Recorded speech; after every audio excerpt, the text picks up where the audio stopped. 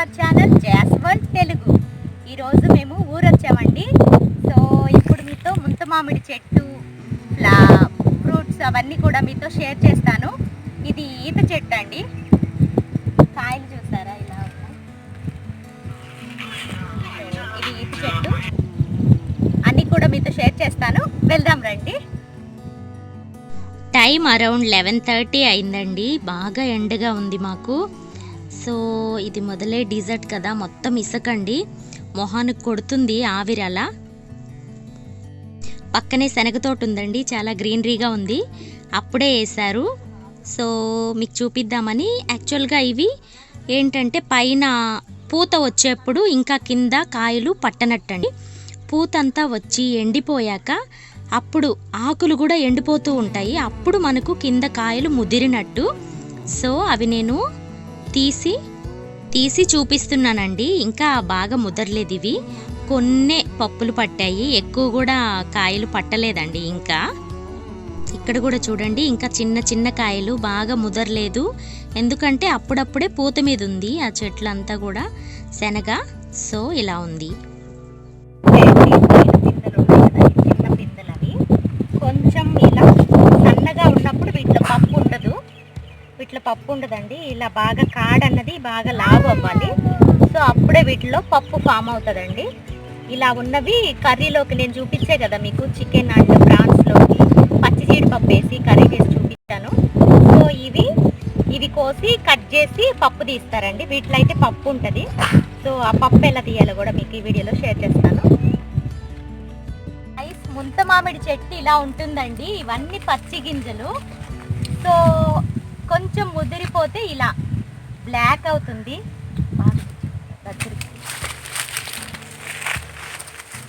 ఇలా అవుతుందండి గింజ. ఇవైతే పచ్చి గింజలు. ఇది పండు అవుతుంది. ఇది ఫ్రూట్ అండి. ఇది ఫ్రూట్, ఇది గింజ. దీని లోపల మనకి జీడిపప్పు ఉంటుంది. ఇది ఇంకా పండు అవ్వలేదు. పండ్లు కూడా మీతో నేను షేర్ చేస్తాను. కాయలు ఎక్కడ కాయలు అక్కడ బయట వేసేస్తారండి, ఎందుకంటే లోపలంతా ఆకులు ఉంటాయి. సో ఆకులో పడితే ఏంటంటే మనకి కాయలు కనిపించవు. చూసారా, కిందంతా ఆకులు ఉన్నాయి, లోపలంతా. సో ఇదైతే ముదిరిన కాయ అండి. ఇలా బ్లాక్గా సీడ్ బ్లాక్గా వచ్చేస్తే ఇవి ఇంకా తుంచేసి గింజలు తీసుకుంటారు, ఆ తొడాలంతా పడేస్తారండి. ఇది పచ్చి గింజ అండి. ఇందులో నేను చూపించే కదా రెసిపీస్, అవి దీని నుంచి తీస్తారు. ఇలా ఇవంతా ఎండిపోయినవి, పైన పండు వస్తుందండి వీటికి.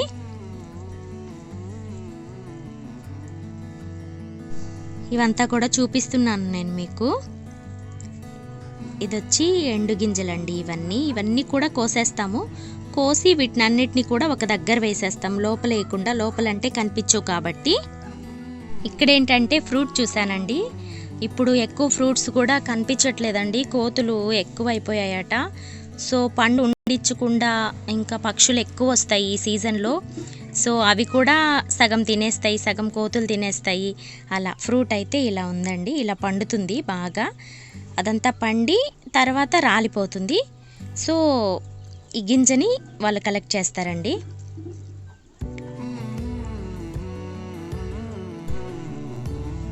ఈత చెట్టు అండి, చాలా ముళ్ళులు ఉంటాయి దీనికి, చుట్టూ ముళ్ళులే ఉంటాయి.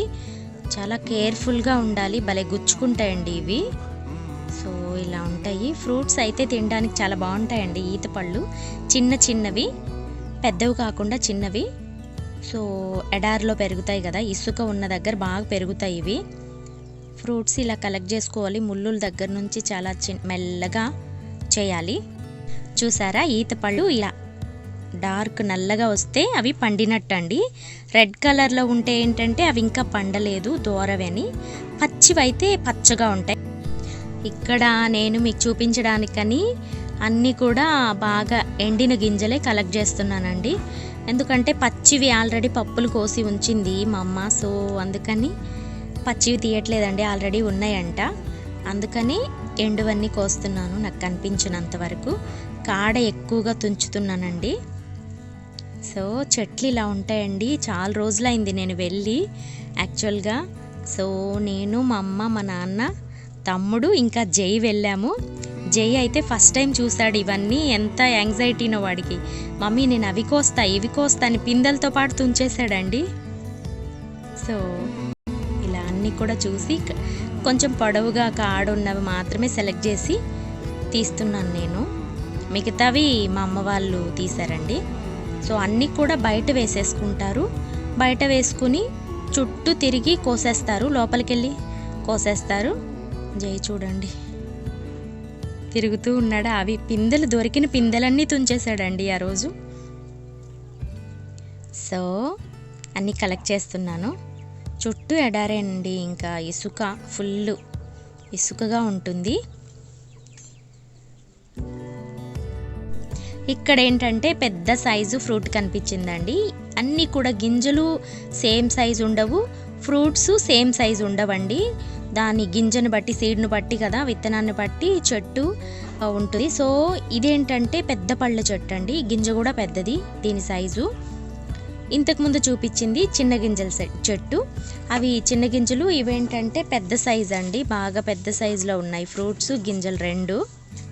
సో అది కలెక్ట్ చేస్తున్నాను.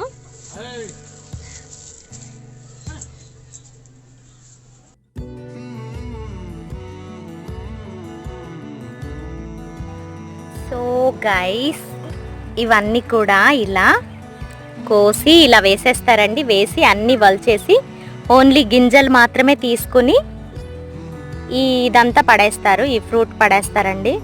గేదెలు తింటాయి, చాలా మంచిదండి ఈ ఫ్రూట్స్. పండ్లు, ముంత మామిడి పండ్లు హెల్త్కి చాలా చాలా మంచిది. ఇది చూసారా ఎలా ఉందో. అండ్ మనము కోసింది ఇలా ఉంది, చూసారా, చాలా చాలా పెద్దది కదా. ఇదైతే ఇది రెడ్ కలర్.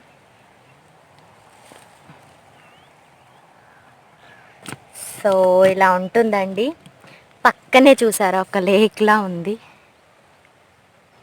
వాటర్ ఉన్నాయి. దరువులు వేస్తారండి. ఈ సవక చెట్టు, ఇది వచ్చి సరివి చెట్టు అంటారు కదా, ఆ చెట్టు. ఇలా కలెక్ట్ చేశానండి. ఇవన్నీ కూడా మనం గింజలు కలెక్ట్ చేసి జీడిపప్పు తీస్తారు దీని నుండి. సో ఇదైతే ఫ్రూట్ అండి, ఇది రెడ్ కలర్, ఇది వైట్ కలర్. సో ఇదైతే తీసి వీళ్ళు ఎండబెట్టి తర్వాత అమ్మేస్తారు. ఇవైతే తినచ్చండి, చాలా బాగుంటాయి తినడానికి. వాటర్ వస్తాయి ఇలా.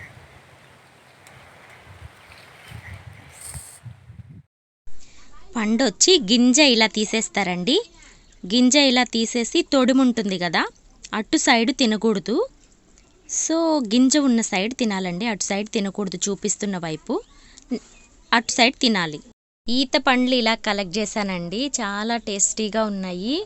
సేమ్ మనకి ఏంటంటే ఖర్జూరం టేస్ట్ వస్తుందండి, కానీ గింజ ఎక్కువ, మనకి పైన జస్ట్ లేయర్గా ఉంటుంది. చాలా చాలా టేస్టీగా ఉంటుంది, హెల్త్కు మంచిది. ఇలా అన్నీ కూడా బయట ఇలా విసిరేసి పక్క పక్కనే ఉన్నవన్నీ ఇలా వేసుకుంటూ వెళ్ళిపోతారండి చెట్టు చుట్టూ. సో మళ్ళీ వచ్చేప్పుడు అంతా అయిపోయాక రౌండ్గా మళ్ళీ రౌండ్గా తీసుకుంటూ వచ్చేస్తారు. పక్కనే ఒక చిన్న దొరువులు అంటారు కదండి, ఎండాకాలం కూడా ఈ దొరువులు ఎండిపోవండి, ఇలానే ఉంటాయి. కానీ బాగా ఇసుక అయినా ఉంటాయి. సో అదే స్పెషాలిటీ అండి. చాలా చెట్లకి, ఇంకా ఇక్కడ జంతువులకి, వాటికి ఇవే కొంచెం ఆసరా. సో అటంతా వ్యూ చూపిస్తున్నా అండి. ఎక్కడ కానీ మనకి డిజర్ట్ కదా, సో అంతా కూడా ఇలానే ఉంటాయి. సో సరివి చెట్లు ఉంటాయి, తాటి చెట్లు, ఇలా జామాయిల చెట్లు, ఈత చెట్లు, ఇంకా ముంత మామిడి చెట్లు ఉంటాయండి ఇక్కడ. సో ఇవన్నీ ఏంటంటే ఇలా కలెక్ట్ చేసి పైన ఒక గుట్టలో వేసేస్తారు. అన్ని చెట్లు కోసేశాక అప్పుడు కూర్చొని ప్రశాంతంగా అన్నీ ఒలిచేస్తారండి. ఒలిచేసి గింజలు కలెక్ట్ చేసుకొని సో ఇంటికి వెళ్తారు. అవి రెడీ అయినట్టు కాదండి, ఇంకా వాటిని ఎండబెడతారు.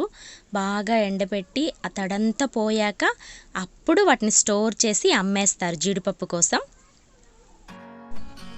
ఇలా చూపిస్తున్నా కదా, అది పక్కన గ్రీన్ ఉన్నది పచ్చి గింజ అండి, ఇది వచ్చి ఎండిపోయింది ఎండు గింజ. పప్పు వలవడం చూపిస్తున్నా అండి. ఇక్కడ సో అక్కడ మధ్యలో అలా ఉంటుంది కదా, ఒక పుల్లతో షార్ప్గా ఉన్న పుల్లతో అలా దాన్ని తీసేస్తారు.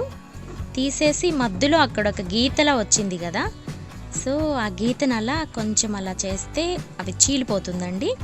అప్పుడు మనకి పైన నుంచి పప్పు అనేది విరిగిపోకుండా వస్తుంది.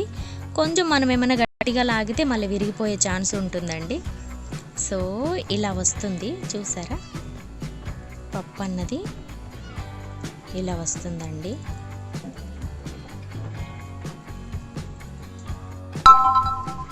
యాక్చువల్గా 3 పప్పుల దాకా ఒలిపించానండి. ఇలా తీసుకొని అలా తీసేస్తే వస్తుంది అది. అది మనం ఆ లైన్ అన్నది నీట్గా తీయాలి, అప్పుడే త్వరగా. అసలు యాక్చువల్గా వీళ్ళు ఒక 10 మినిట్స్లో ½ కేజీ అలా వలిచేస్తారండి. అంత త్వరగా అంటే ఎక్స్పీరియన్స్ అన్నమాట.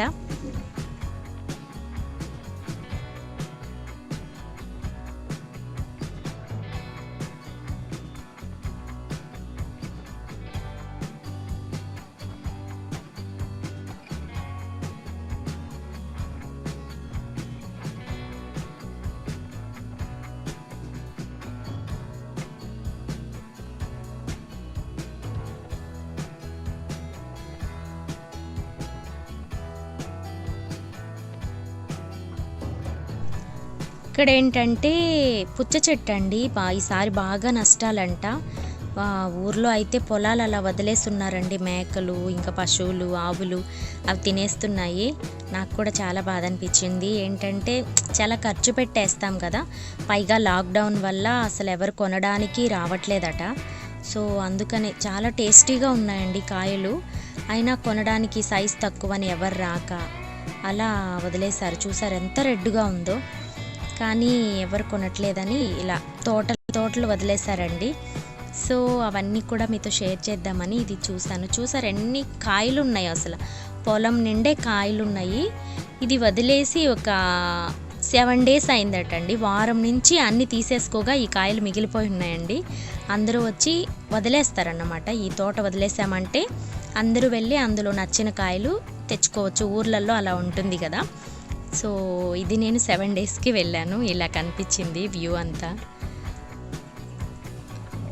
కాయలు అయితే టేస్ట్ చాలా బాగున్నాయండి ఇవి.